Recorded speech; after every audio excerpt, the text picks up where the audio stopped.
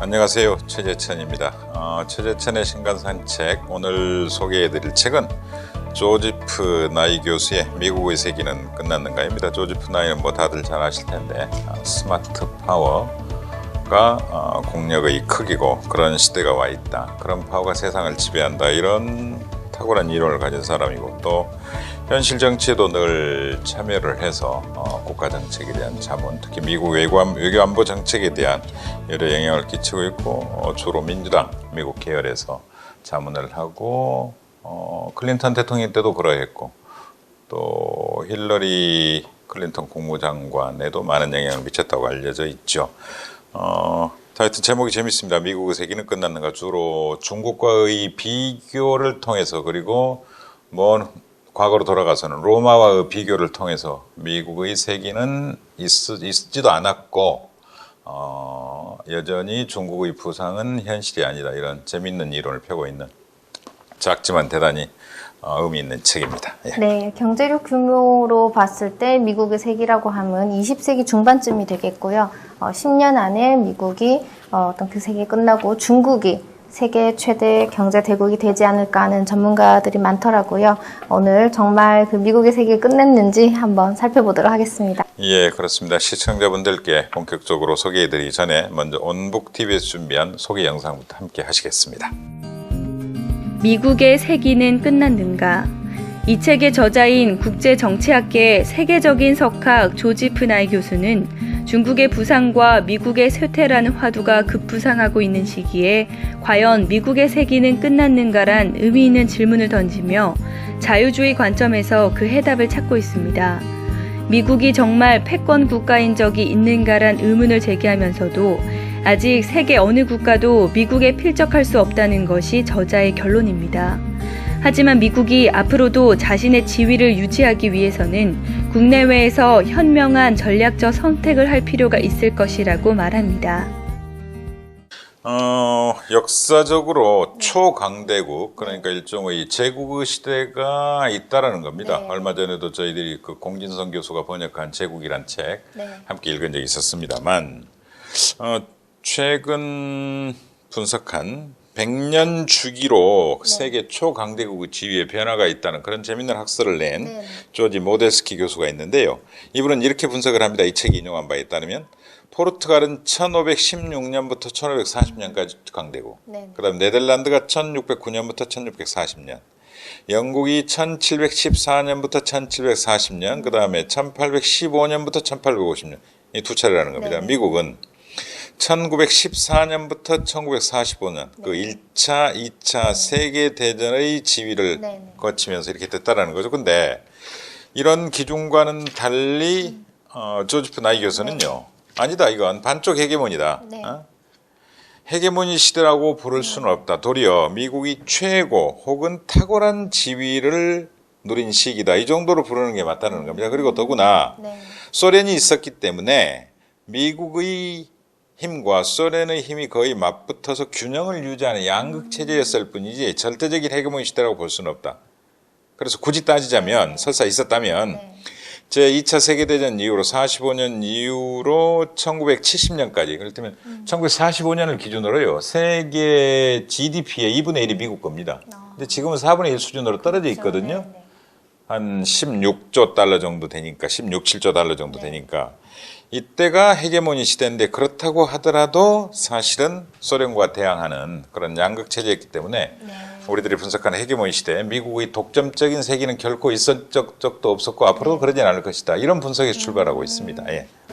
이 책의 저자인 조지프 나이는 미국 정부의 외교 정책에도 깊숙이 관여한 분으로 알고 있는데요. 저자에 대해 간단히 말씀해 주세요. 예, 사실은 재밌는 분이죠. 조지프 나이 책은 한국에도 여러 번역되어 있습니다. 그리고 특히 스마트 파워, 스마트 외교 전략에 대해서는 미국 민주당의 이론적 일종의 지주도 되고 있고, 이를테면 이분이 이제 현실 참여에서 정치적 뭐라 할까요, 비전, 외교안보 그런 전략을 많이 설계를 해주는 분인데, 77년 카터 행정부 때도 국무차관보 그리고 NSC 의장을 했고 그 다음에 94년에도 국방부 국제안보담당 차관보와 국가정보위원회 의장. 미국은 모든 국가기관, 정보기관이 미국이 14개인가 16개인가 있는데 그걸 총괄하는 정보위원회가 있습니다.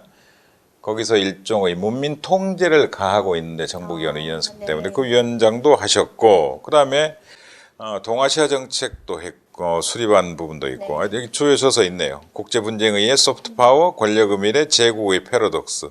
이런 대단히 영향력 있는 세계적인 정치학자죠. 예. 이 책의 3장에서는 유럽연합, 일본, 러시아, 인도 등 미국을 좀 이렇게 위협하는 여러 이제 도전 세력들을 다루고 이제 본격적으로 4장에서 중국에 대해서 다루고 있더라고요. 어떤 인구나 인터넷 사용자 수 등 어떤 그런 면에서는 좀 위협적이긴 하지만 소프트 파워 면에서 문화 산업을 갖추고 있지는 못하다고 하더라고요. 네, 그렇죠. 일단 3장에서 미국을 위협할 도전 세력들로 첫 번째 유럽을 드는데 유럽은 공력 전환 능력이 제한적이다. 그래서 더 강력한 통합 유럽이 출현해서 미국의 세계를 끝장낼 가능성은 낮다 이렇게 평가하고 있고 일본도 유럽과 비슷한 경우에 속한다고 보고 있죠.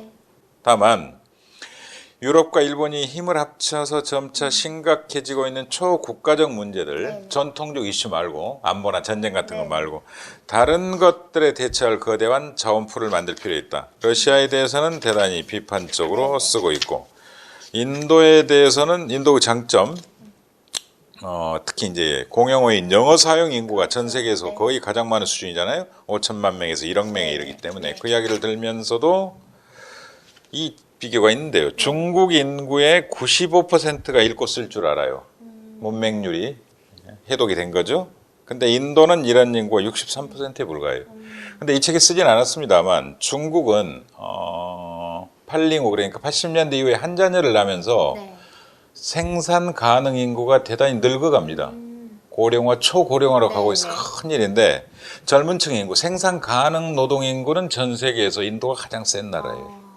그건 희한하게 빠뜨렸던데 그건 대단히 저도 언젠가 일본 책에서 읽은 기억이 나는데 의미 있고 또 재밌는 게 브라질 영토가 인도 3배나 다른다는 거 이번에 처음 알았습니다. 하여튼 브라질도 중요한 문제로 들고 있고 역시 중국에 대해서 가장 깊이 있게 분석을 하고 있죠. 네, 맞습니다. 이 책을 읽다 보면 미국이 절대적으로 쇠퇴한다고 하는 주장보다는 그 말씀하신 대로 여러 나라에서 다양한 국력의 원천들이 부상하게 되면서 미국이 이제 상대적으로 약화된다라는 주장이 좀 더 구체적인데요. 어떻게 보셨는지요?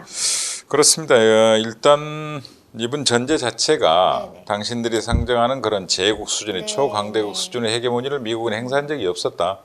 처음부터 대단히 뭐라 그럴까 폭력적이고 팽창적인 그런 국력을 행사한 게 아니라 누구나 보편타당 그러니까 늘 미국이 자랑하는 인권, 자유민주주의, 시장경제 이게 전 세계적인 뭐 지금 일종의 헤게모니니까 그런 것들을 함께 퍼뜨리고 함께 나누는 그리고 남을 돕는 그런 권력이었지 억압적이고 폭력적인 그런 제국이 아니었다는 데서 출발을 하는 거죠 지금. 그래서 다른 나라를 비교합니다만 그럼에도 여전히 미국은 그 늘 이야기하는 이번 소프트 파워라는 측면에서 가장 강력한 그런 보편 타당한 그런 가치 기준을 가지고 있는 나라다. 이런 분석이죠. 예. 네, 오늘의 신간 미국의 세기는 끝났는가인데요. 저자가 이 책을 통해 독자들에게 전하고자 했던 어떤 궁극적인 메시지는 무엇일까요? 조금 덧붙이자면 일단 중국에 대해서 제가 이야기를 조금 빠뜨린 것 같아서요. 중국을 이제 폄훼하는 건 아니지만 비교적으로 이렇게 합니다. 첫째. 중국의 정책은 주로 자신이 속한 지역에 한정돼 있다. 그렇죠? 일단 자기들 내부 정책. 중국을 두고 이렇습니다. 도시는 유럽이고 시골은 중국이라는 표현을 합니다. 그렇잖아요. 그래서 그 점에서 대단히 제한적이고 두 번째로 국력의 원천은 경제력, 경제 발전에 지금 한정돼 있다. 국력이라는 게 그렇게 이를테면 코카콜라도 국력이고 팝송도 국력이고 그렇죠? TV 드라마, 헐리우드 그렇죠? 그 다음에 MS 컴퓨터, 그 다음에 애플 휴대전화 이런 게 국력일 수 있다라는 거죠. 그런 점에서는 대단히 미시적인 국력이고 그 다음에 중국이 따르고 있는 시장 레닌주의, 지금 레닌주의 공산주의 체제와 시장 경제를 결합시켰는데 이건 전 세계적인 보편성을 갖고 있지 않다라는 거죠. 그래서 이런 점에서 중국 모델은 아직은 미국을 따라잡기 힘들다. 다만 그 유명한 투키디데스. 네. 투키디데스 경고를 이야기합니다. 전쟁이 불가피할 것이라는 믿음이 전쟁의 중요한 원인 가운데 하나가 될 수 있다. 전쟁이 터질 것 같아. 그러다가 결국은 전쟁으로 가버리는, 쏠려가는 네. 그런 이야기를 하면서 중국과 이런 식의 사고 방식에 젖어들어서는 안 된다. 중국은 함께 해야 되고 미국이 가지고 있는 그런 소프트한 가치들을 함께 공유해야 되는 그런 나라로 가야 된다. 이런 식의 지금 논리를 펴고 있는 것 같아요. 예. 오늘 제가 읽어드릴 대목은 139쪽인데요. 제가 먼저 읽어드리겠습니다. 미국이 해결해야 할 진짜 문제는 불평등, 그리고 미래 인력을 어떻게 교육시킬 것이냐 하는 것들이다. 정치 제도를 어떻게 개선시켜 나갈 것인지도 심각한 문제이다. 정치적인 마비 현상은 미국 시스템이 출발할 때부터 안고 있는 태생적인 문제인데 최근 여러 해 동안 워싱턴 정가에서 점점 더 심각해졌다. 이외에도 미국이 많은 문제들을 안고 있고 또 많은 의문을 가지게 하는 나라라는 그런 저자 의견에 공감이 가서 읽어드렸습니다. 예, 전 읽지 않고 몇 가지 덧붙이면 네. 1910년 기준으로요. 네. 미국 전체 국민 가운데 외국에서 태어난 사람은 14.7%. 예. 그럼 지금도 이민자의 나라인가? 그렇습니다. 4천만 명이나 돼요. 전체 인구 13%예요. 늘 제가 이야기합니다만 저항감은 있을 겁니다만 과연 우리가 늘 이야기하는 단일 민족의 전통이 영속적으로 유지될 수 있을지, 그런 전통이 바른 역사적 전통으로 영원한 가치를 가질지에 대해서 고민을 해볼 필요가 있는데요. 마찬가지 맥락에서 첨단 기술 분야 창업자의 4분의 1이 이민자들이에요. 미국. 그다음 포춘지 선정 500대 기업의 40%가 이민자나 이민자 후손들이 창업한 겁니다. 그러니까 늘 강조하는 것 중에 하나가 도시화와 이민이 과거 봉건적 질서로부터의 탈출을 돕고 인간의 가장 자유로운, 과거로부터 자유로운 상태에서 역량을 발휘하도록 만든 중요한 제도 중에 하나 있는데 역사적인. 그런 점에서 미국은 그런 점에서 대단히 성공적인 나라죠. 다만 빈부격차, 그다음에 모든 것들을 개인의 책임에 돌리는 작은 국가, 이런 신자유주의 시스템 이런 것들은 비판받아 마땅하고 저희들이 따라가서는 안 될 이야기들이고요. 다만 또 인용을 하자면 사람들은 과거를 장밋빛 색안경을 끼고 보려고 한다. 조심해야 할 습관이다. 이런 말이 있던데 어쩌면 이게 요즘 한국 현실에 맞는 단어라는 생각이 들어서 굳이 읽어드렸습니다. 네, 말씀 잘 들었습니다. 오늘의 신간 미국의 세계는 끝났는가인데요. 독자들이 이 책을 통해 어떻게 생각을 했으면 좋겠는지 마지막으로 한 말씀 제가 부탁드리겠습니다. 늘 국제 정세, 국제적 흐름, 국제적 구조에 대한 책들을 간혹 선택하는 경향이 있는데요. 우리나라 신문 국제면이 가장 작다는 걸 늘 적다, 기사량 이걸 좀 기억해 주셨으면 좋겠어요. 우리가 늘 이야기합니다. 뭐 석유 한 방울 안 나는 나라, 그리고 밖으로 나가야 살 수 있다고 하면서 국제 문제, 세계사 흐름에는 대단히 저희들이 어둡고 최근 국제 정세 흐름도 간단치 않기 때문에요. 좀 더 미국, 중국 그런 세계사적인 흐름에 조금 더 관심을 가질 수 있는 그런 계기가 됐으면 좋겠고요.